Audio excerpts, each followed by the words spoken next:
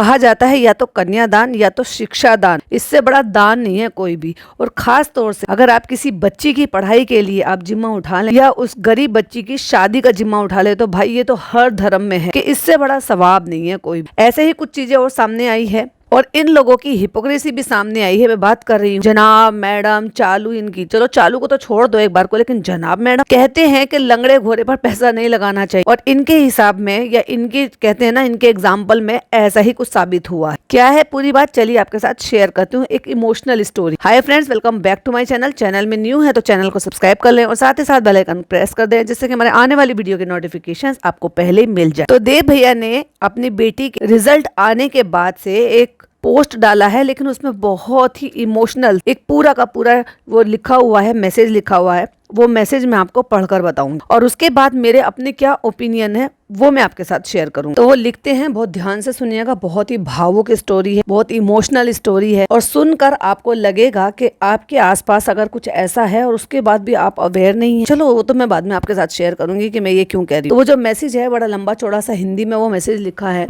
जिसमें वो लिखते हैं, अपनी घरेलू मजबूरियों के कारण खुद तो ज्यादा पढ़ नहीं पाया, पर ये ठान लिया था कि जो मुश्किल मैंने झेली वो मेरे बच्चों के हिस्से में ना आए। इसी एक सपने के लिए हम पति पत्नी पिछले 10 साल से प्रदेश में एक दूसरे से दूर रहकर दिन रात मेहनत कर रहे हैं। दिल तो करता है कि बच्चों की हर छोटी बड़ी ख्वाहिश को पूरी कर दूं, पर हकीकत तो ये है कि आमदनी के स्रोत सीमित हैं। थोड़ा गौर फरमाइएगा यहाँ पर। जैसे जैसे बच्चे बड़े हो रहे हैं उनकी पढ़ाई का खर्च भी पहाड़ की तरह बढ़ रहा है, इसलिए आज हर कदम बहुत फूक फूक कर रखना पड़ता है।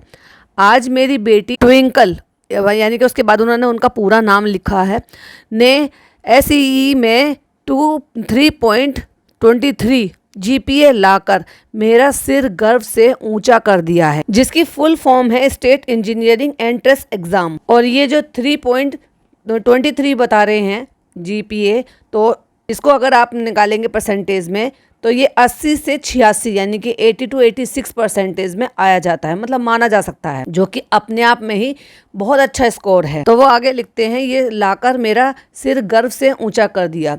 घर पर बड़ों की गैर मौजूदगी में भी उसने अपनी मेहनत से, समझदारी से जो मुकाम हासिल किया है वो मेरे लिए किसी चमत्कार से कम नहीं है। अच्छा, उनकी बातों से अब मुझे ऐसा लग रहा है कि दोनों हस्बैंड वाइफ ही दोनों बाहर रहते हैं और बच्चे उनके वहीं पर ही प्लेस पर ही रहते हैं, और ये बच्ची ना केवल अपनी पढ़ाई कर रही है बल्कि अपने बाकी के काम भी, रूटीन वर्क भी वो खुद से कर रही है, अपने पेरेंट के वहां पर ना होने के बावजूद भी। इसको कहते हैं अच्छी परवरिश। चलिए आगे पढ़ते हैं। वो लिखते हैं, बेटी कल जब तुमने कहा कि डैडी आप खुश नहीं हुए तो मुझे मेरा बचपन याद आ गया, जब मैं 5वीं कक्षा में सेकंड आया था और मेरे पिता ने खुशी जताने के बजाय मुझसे पूछा था, हमेशा सेकंड थर्ड ही क्यों आते हो, फर्स्ट कब आओगे। उस वक्त बुरा लगा था, पर आज समझता हूँ कि उसका वो रूखापन मेरे प्रति नफरत नहीं बल्कि एक पिता की वो बेबसी थी जो 10 रुपए की जिद पूरी ना कर पाने के डर से पैदा हुई थी। आगे वो लिखते हैं, आज मेरी और तुम्हारी स्थिति भी वैसी ही है। मैंने 3.5 GPA पर आईफोन का वादा तो किया था, पर आज तुम्हारी सफलता पर मेरी चुप्पी में वही 5 रुपए देने वाले पिता की जिम्मेदारी छिपी है। जिम्मेदारियों का बोझ उठाने वाले इंसान के लिए मुस्कुराने की भी एक कीमत होती है बेटी। ये एक कितना मजबूर बाप है। ये सब देखो, ये बहुत इमोशनल है, बहुत भावुक है। एक पिता की बेबसी है उसमें, लेकिन एक बच्ची की मेहनत है। उस माँ बाप मेहनत कर रहे हैं अपने बच्चों के लिए और बच्चे भी बराबर उनको उसी चीज में सपोर्ट कर रहे हैं। भाई ये बहुत बड़ा सपोर्ट है कि मम्मी पापा के वहाँ ना रहने के बावजूद वो बच्ची अपने आप को और भी जो अपने उनके भाई बहन होंगे उनको सबको संभाल रहे हैं, घर संभाल रहे हैं, प्लस अपने लिए पढ़ाई और इन सब चीजों के लिए भी टाइम निकाल रहे हैं। ऐसे में एक बाप की बेबसी दिखाई देती है ना, तो बड़ा अफसोस होता है देखकर। चलिए अब मैं आगे से आपको ये कहूँगी कि इन लोगों ने, मैं आईबीएस की बात कर रही हूँ, मैडम के दम पर पिज़्ज़ा और नान को यहाँ पर लाकर पटक दी, जबकि यहाँ पर लाने का फायदा क्या हुआ। हाँ, दोनों ही बर्बाद हैं आज की डेट में। कौन सा पढ़ रहे हैं और कौन सा उनमें अच्छी आदत आ गई। अरे अपने माँ बाप के लिए इज्जत रिस्पेक्ट तक नहीं है उन बच्चों में। और एक ये बच्ची है कि ये बच्ची इस चीज के लिए सवाल उठा रही है, इतनी मेहनत और ये सब कुछ करने के बावजूद, मम्मी पापा के वहां ना रहने के बावजूद वो लड़की डट कर ये सारी चीजें कर रही है। और उसमें अगर उसको लगा है कि 1% कहीं कमी है या मेरे से कमी रह गई है, तो वो उस चीज के लिए गिल्ट फील कर कर पूछ रही है कि क्या मतलब ऐसा हो गया है, आपको अच्छा नहीं लगा है, क्योंकि उसके मन में ये फीलिंग आ रही है कि वो अपने मम्मी और पापाओं की इच्छाओं पे खरी उतर नहीं पाई है। इससे ज्यादा उसको मेहनत की जरूरत थी। यहाँ देखो ये परवरिश नजर आती। देव भैया नो डाउट एक बहुत बढ़िया इंसान है, ना केवल वो अच्छे इंसान है, अच्छे शौहर हैं, जो उनकी रील से, उनकी वीडियो से हमें पता चलता रहता है। एक बहुत अच्छे पिता हैं, जो वो जॉब कर रहे हैं ना, मतलब टेक केयर करने का, उसमें भी वो एक नंबर, एक अव्वल इंसान। क्योंकि हम देखते हैं अक्सर कि किस तरीके से वो इनके पापा इब्राहिम को हर चीज़ में ख्याल रखते हैं। सारी दुनिया इधर उधर रहती है, सब अपनी अपनी मटर गश्ती में रहते हैं। जब ये लोग बाहर जाते हैं, खाना पीना सब कुछ करते हैं, वो बराबर अपनी ड्यूटी में लगे रहते हैं। एक सेकंड के लिए भी वो पापा इब्राहिम को अकेले नहीं छोड़ते। एक होता है कि ठीक है आप पैसे ले रहे हो, लेकिन कहीं ना कहीं आप जो है ना थोड़ी बहुत चीजें कर रहे हो। खुद की औलाद तक नहीं कर पाती है भाई, जबकि औलाद का तो पूरा फर्ज है अपने पेरेंट के लिए। लेकिन वही वो बंदा जिसको हमने इतने टाइम में इन्हीं के व्लॉग से देखा, एक चेहरे पे एक ऑरा होता है ना, उससे भी इंसान का पता चल जाता है। लेकिन हमने तो उनको जो करते हुए देखा, जिस तरीके से बात करते हुए देखा, जिस तरह से फ्रेंडली होते हुए देखा, वाकई में वो बहुत अच्छे और एक नेक इंसान है। अब इतने 7 साल इनके साथ दिन रात रह रहे हैं, इन्होंने लंगड़े घोड़ों पर पैसा लगाया। पिछले 2-3 साल से ये बच्चे अच्छा रिजल्ट नहीं दे रहे हैं और नो डाउट इनके पास अच्छा खासा पैसा है। क्या तुम देव भैया के लिए, उस बच्ची की पढ़ाई के लिए हेल्प नहीं कर सकते? अगर वो इतने ज्यादा पढ़ने में होशियार है बच्ची को, तो उसको भी अधिकार है कि उसको कोई सपोर्ट करे, वो भी जब तुम्हारे साथ, तुम्हारे पिता के लिए कोई इंसान दिन रात मेहनत कर रहा है। अब देखो दो राय हो सकती है इस बात में कि लोग ये भी बोल सकते हैं कि भाई वो उन्हें सैलरी तो दे रहा है उनके काम की, क्यों एक्स्ट्रा एफर्ट ले। तो भाई खाला खालू पे कौन सा एहसान है? दोनों खालाएं और दोनों खालू सक्षम है इस चीज के लिए कि वो अपनी इकलौती बच्ची के लिए या अपने 2 बच्चों को आराम से अच्छे अपने लेवल के स्कूल में या कॉलेजेस में पढ़ा सकते हैं। लेकिन नहीं पढ़ रहे हैं वो। अगर उनको तुम सपोर्ट कर सकते हो, तो एक इस गरीब लड़की को क्यों नहीं, जो वाकई में अपनी जिंदगी में कुछ करना चाहती है, जो उसके बाप की कुछ इच्छा है कि वो मेरे जैसे, मेरे तरह से ना बने, बल्कि मेरे से ज्यादा आगे जाए और अपनी जिंदगी को और बेहतर बने। मैंने पॉडकास्ट की शुरुआत बोला था कि शिक्षा दान और कन्यादान, जो हमारे नॉन मुस्लिम जो भाई बहन होते हैं, उनके यहाँ पे ये बहुत बड़े दान माने जाते हैं। और ऐसे ही आप कहोगे तो किसी भी बच्ची की पढ़ाई का जिम्मा लेना या फिर उनकी निकाह कराना, ये इस्लाम धर्म में भी इसका बहुत बड़ा सवाब है। तो अगर हम किसी लायक हैं, तो क्यों ना हम किसी भी बच्ची के लिए इस तरह से हेल्प करें जब हमारे पास अननेसेसरली पैसा है। अभी लोग कहेंगे कि तुम दूसरों को तो कह रही हो, तुम खुद क्या करती हो? तो भाई मुझे आपको बताने की जरूरत नहीं है कि मैं क्या करती हूँ, मैं क्या कर रही हूँ। मेरे जो क्लोज वन है ना, वाईटी फैमिली मेंबर में ही बहुत कई सारे लोग वो जानते हैं क्योंकि मैं क्या करती हूँ, कैसे करती हूँ। मुझे गाने बजाने की और व्लॉग बनाने की और कंटेंट बनाने की जरूरत नहीं है। बट ये लोग कंटेंट भी बनाते हैं, लोगों को खूब, देव भैया को भी यूज करते हैं, बाकी सबको भी यूज करते हैं और अंधा पैसा कमाते हैं। तो क्या किसी गरीब बच्ची के लिए, पढ़ाई के लिए ये लोग हेल्प नहीं कर सकते हैं? इन्होंने अपनी खाला की बेटी की पढ़ाई की जिम्मेदारी ले ली, जबकि खालू उस लायक हैं और खालू तो इस लायक नहीं, खालू ने तो इस लायक भी नहीं समझा कि भैया आते जाते हुए कम से कम वो जो हमें फाइनेंस कर रहा है या हमें मदद दे रहा है, पता नहीं उसे अच्छा लगा था या बुरा लगा था या शर्मिंदगी महसूस हुई थी कि भाई सारी सोशल मीडिया पे मुझे इस लायक बना दिया या ऐसा बना दिया कि मैं अपनी बच्ची की खर्चे उठाने लायक नहीं हूँ, मैं बेकार आदमी हूँ, या मैं इस लायक नहीं हूँ, या मेरी हैसियत ऐसी नहीं है। पता नहीं उनके दिमाग में क्या आया होगा। लेकिन वो ना वो आते हुए ना जाते हुए, क्योंकि आते जाते मिलते तो डेफिनेटली दिखाते, बिना मिले ही वहां से सरक लिए। एक तो उनकी बच्ची की जिम्मेदारी ली और ऊपर से वो मिले नहीं। आपको अजीब नहीं लगता? इट मीन्स कुछ अच्छा नहीं है, ये जबरदस्ती बीच में घुसे होंगे और खाला की वजह से इन्होंने नाक अड़ाई और उसकी वजह से खालू ने नाक सड़ाई। बाकी आप समझदार हो, खुद सोच लेना खालू क्यों नहीं गए, क्यों नहीं मिले। पर मैं ये कह रही हूँ कि खालू इस लायक हैं भाई, वो वकील हैं, पढ़ाते हैं लिखाते हैं, एक इकलौती बच्ची है। और दूसरी बात, जब उनको पता है कि उनकी बच्ची पढ़ रही है, ठीक है, उनकी बच्ची पढ़ रही है, तो ऐसा तो नहीं है कि वो जब 9th-10th में आई होगी या 7th 8th 9th 10th में आई होगी और बच्ची पढ़ने में अच्छी है और उसका जो गोल है ना वो फोकस था पहले से कि भाई मुझे लाइफ में कुछ करना है। और जो बच्चा पढ़ रहा होता है ना, तो माँ बाप जी जान लड़ा देते हैं। और ये मैं इसलिए नहीं कह रही हूँ भाई, ये मिडिल क्लास में आते हैं और एक होता है मिडिल क्लास से थोड़ा कम क्लास का। मुझे नहीं पता वो देव भैया को क्या सैलरी दे रहे हैं, क्या नहीं दे रहे हैं, और उनकी फैमिली में उससे गुजारा चल रहा है या नहीं चल रहा है। उनकी वाइफ कुछ काम कर रही है तो वो क्या कितना कमा रही हैं, उनका पूरा पढ़ रहा है, कितने बच्चे हैं। बट जहां मैंने ये स्टोरी देखी, ये बहुत इमोशनल स्टोरी थी, बहुत ज़्यादा सोचने पर मजबूर कर रही थी कि ये लोग इतना अंधा पैसा कमा रहे हैं, क्या अपने साथ रहने वाले लोगों की हेल्प नहीं कर सकते या उनको एजुकेशन लोन भी दे सकते हैं। ये सोच कर के बाद में लड़के बच्चे कामयाब हो जाएंगे, जॉब लग जाएगी तो लौटा देंगे। लेकिन मुझे उसमें एक बाप की बहुत ज़्यादा बेबसी नजर आई, लेकिन वही खुशी भी है कि देखो भले ही उनके मम्मी पापा वहाँ साथ में नहीं रह रहे हैं, फिर भी वो बच्ची इतनी सब कुछ करने के बाद कि मम्मी पापा नहीं हैं, फिर भी मुझे अपनी जिम्मेदारी निभानी है, अपने घर के काम रूटीन। अब आपको क्या लगता है कि इनके घर में कोई हाउस हेल्प होगा काम करने के लिए? ऑफ कोर्स वो बच्ची इतनी बड़ी है तो डेफिनेटली घर के भी 4 काम करती होगी, जिम्मेदारी से अपने भाई बहन का भी ख्याल रखती होगी, और उसके बावजूद अपनी पढ़ाई में 100% देना बहुत बड़ी बात है। लोगों को फैसिलिटीज मिलती हैं भाई, उनको आदत बिगाड़ देते हैं, उनको महंगी महंगी चीजें, महंगे महंगे शूज, घुमाना फिराना, मेट्रो सिटी में रखना, उनको मॉल ले जाना, ये करना। क्या हासिल हुआ उससे? तुम अच्छी परवरिश तक नहीं दे पाए, अच्छी एजुकेशन नहीं दे पाए, माँ बाप से दूर कर दी। तो सोचो अगर 2 साल में 3 साल में तुम्हें वो रिजल्ट नहीं मिल रहा था, तो कम से कम अगर तुम्हारे साथ कोई है और वाकई में कोई नीडी है और तुम्हें लगता है कि तुम कम से कम एक अच्छा बेहतर काम कर सकते हो,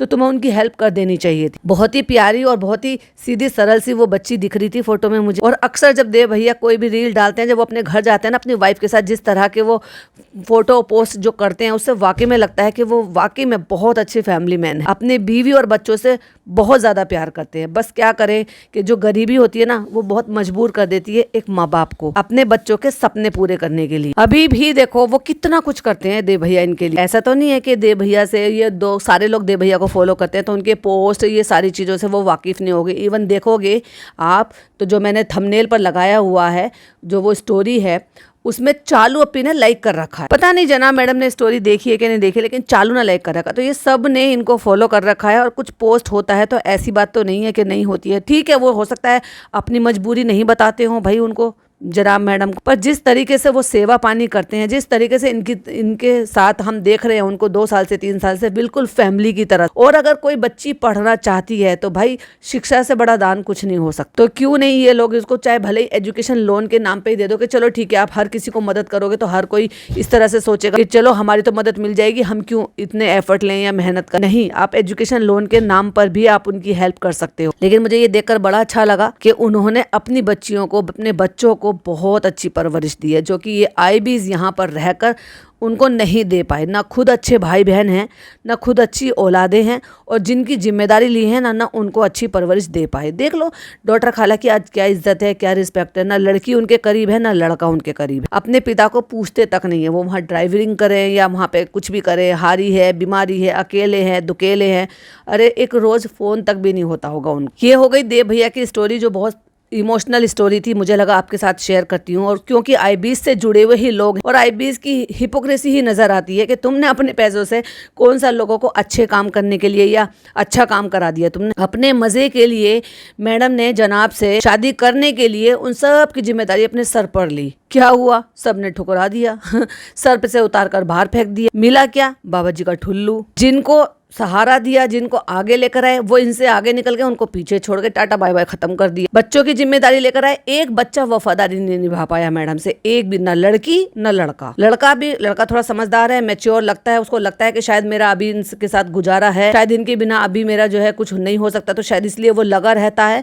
बट लड़की वो तो पूरी की पूरी भाई साहब ऐसी निकली, एहसान फरामोश। ना उसकी माँ को एहसान है किसी चीज का कि भाई लाने वाली तो भाभी ही थी, भैया भाभी ही सब कुछ कर रहे थे, चालू ने तो अभी कुछ कुछ टाइम से करना शुरू करा है, लेकिन 1% की लॉयल्टी नहीं है उनकी अम्मी के अंदर। तो जब उनके अंदर लॉयल्टी नहीं है तो फिर वो अपने बच्चों से कैसे उम्मीद कर सकती हैं कि यहाँ रहने के बावजूद भी उनके बच्चे उनकी इज्जत कर लेंगे, रिस्पेक्ट कर लेंगे। वहीं देखा जाए तो सामने रहने के बाद भी उस माँ को वो इज्जत नहीं मिलती जिसकी वो हकदार है, क्योंकि उनके कर्म अच्छे नहीं है। लेकिन देखा जाए तो वो बच्ची की, जो देव भैया की बेटी है, वो अपने माता पिता से दूर रहकर पूरी जिम्मेदारी निभा रही है और पूरी इज्जत और उनका मान सम्मान, गर्व कहलाने के लिए उनको वो सारी चीजें कर रही है जिससे कि माँ बाप को गर्व हो, और उस गर्व में ही उन्होंने ये पोस्ट डाला है। मुझे तो बहुत अच्छा लगा।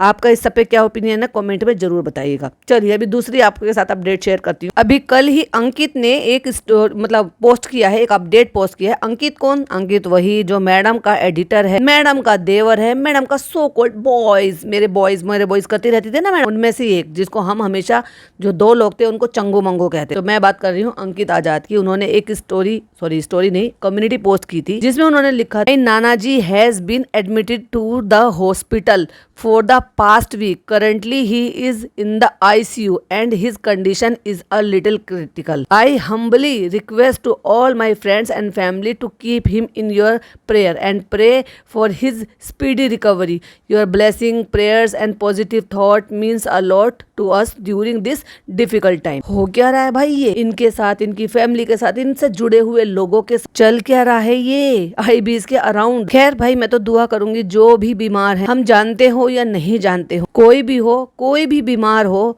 छोटा हो, बड़ा हो, बच्चा हो, बूढ़ा हो, या लड़का हो या लड़की हो, कोई भी, किसी का भी अपना करीबी बीमार हो, अल्लाह ताला उसको शिफा अता फरमाए। और आप लोगों से भी कहूँगी कि भाई एक बार दुआ जरूर करना कि कोई भी बीमार हो, जिसको आप जानते हो या नहीं जानते हो, ब्लेसिंग जो है ना वो ईश्वर उन तक पहुँचा ही देता है, और दुआ जो है वो सुन ही लेता, भले हम उसको किसी को जाने या ना जाने। क्योंकि हमारे 1 सेकंड के लिए दुआ मांगने से न जाने किसके लिए वो दुआ लग जाए। तो हमेशा अपने साथ साथ दूसरों के लिए भी दुआ करनी चाहिए। और इस्लाम में तो भाई यही बात होती है कि जब दुआ मांगते हैं ना, जो मुस्लिम है वो बहुत अच्छे तरीके से जानते हैं, जो दुआ मांगते हैं तो दुआओं की शुरुआत ही ऐसे होती है, सबसे लास्ट में खुद के लिए बोला जाता है। मीन्स ऐसे दुआ होती है कि हमारे जो नबी हैं वो, फिर हमारे जो दुनिया से लोग चले गए हैं वो, फिर हमारे जो आसपास जो जिंदा लोग हैं वो, हमारे घर कुनबे जान पहचान वाले लोग हैं वो, और उसके बाद बहुत सबको बोलने के बाद सबसे एंड में बोला जाता है कि मेरे लिए भी अल्लाह ताला ये दुआ करना, और या ये सब चीज के लिए रहमत अता फरमाना। और आई एम श्योर ऐसी बात नहीं है कि जो नॉन मुस्लिम या और जो अदर धर्म है उसमें भी इसी तरीके से लोग दुआएं मांगते होंगे। तो अगर हम किसी के लिए 1 सेकंड के लिए अपने मन से किसी के लिए दुआ मांग सकते हैं, भले हम उनको पसंद करते हो, नहीं पसंद करते हो, भले हमारा किसी ने कोई नुकसान भी किया हो, क्योंकि उस दुआ मांगने के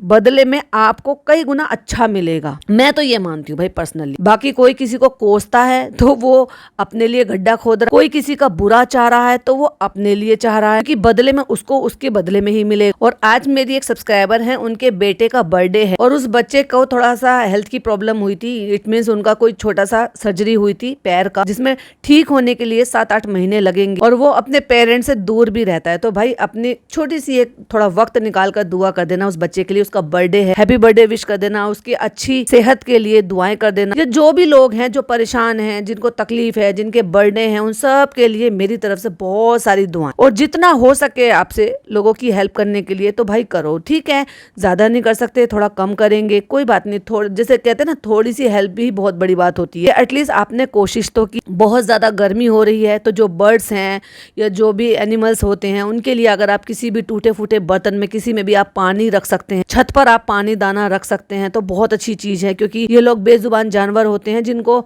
हर चीज के लिए वो कह नहीं सकते, समझ नहीं सकते, तो अपनी छत पर, कहीं बालकोनी में, कहीं पर भी आप उनके लिए दाना पानी अरेंज कर सकते हैं। या बाहर है, स्ट्रीट डॉग है, बिल्ली है, इन सब के लिए आप किसी भी बर्तन में पानी वगैरह सब कुछ रख सकते हैं, क्योंकि बहुत ज्यादा गर्मी। और लास्ट में सिर्फ एक बात बोलना चाहूंगी, मुझे किसी ने लिंक भेजा और उसमें कहीं पे एक पोस्ट पर एक कॉमेंट लिखा हुआ था कि मैं किसी के लिए लाइव में कुछ बोल रही थी या मैं अपने पॉडकास्ट में कुछ बोल रही थी। अब किसी को अननेसेसरली उड़ता तीर लेने की, खाने की आदत हो, या उनके चेले चपाटे चमचे उनको गलत इन्फॉर्मेशन दे रहे हो, तो भाई मैं उसमें कुछ नहीं कर सकती। अपने कानों के पट खोलो और जाओ, सुनो और समझो, फिर अपने आप से मैच करो कि क्या आपके लिए बोला जा रहा है। उसके बाद उड़ता तीर लेना और उसके बाद कुछ बोलना आकर अननेसेसरली पोक करोगे तो कोई किसी से कम नहीं है भाई साहब। एक उंगली तुम दूसरे की तरफ उठाओगे तो भूलो मत बाकी की 3 उंगली खुद की तरफ भी उठ रही है। यस, मैंने लाइव में बोला था, मैंने किसी के लिए बोला और मेरी बहुत सारी वाईटी फैमिली मेंबर वो समझ भी गए थे कि मैं वो किस पॉडकास्टर के बारे में बोल रही थी। लेकिन किसी को भाई बड़ी चुल मची, उड़ता तीर खुद के लिए ले लिया बिना जाने सुने समझे।